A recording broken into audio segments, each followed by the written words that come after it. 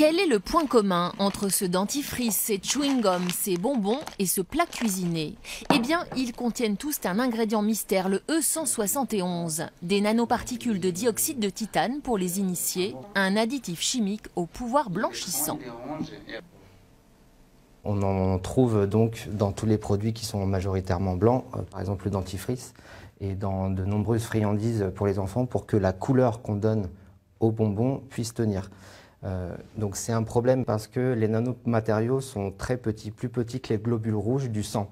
Ça veut dire qu'ils passent très facilement dans tous nos organes et ils peuvent s'accumuler partout dans le corps, y compris et surtout dans le cerveau, et causer des pathologies qu'on connaît très bien, Parkinson, Alzheimer.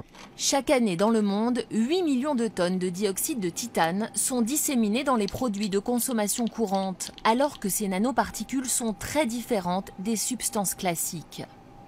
Le nanomètre, c'est le milliardième de mètre. C'est donc très très petit. Une nanoparticule, c'est de la taille d'un virus, par exemple. Il aurait été tout à fait nécessaire d'évaluer les risques des nanoparticules avant de les utiliser. La Commission environnement du Parlement européen prône l'interdiction de ces nanomatériaux dans l'alimentation. C'est criminel de mettre sur le marché, à la fois dans l'alimentation, à la fois dans les textiles, à la fois dans les produits de sport, à la fois dans les cosmétiques, des nanos, sachant que ça peut entraîner des problèmes sanitaires peut-être aussi importants que ce qu'on a vécu sur l'amiante.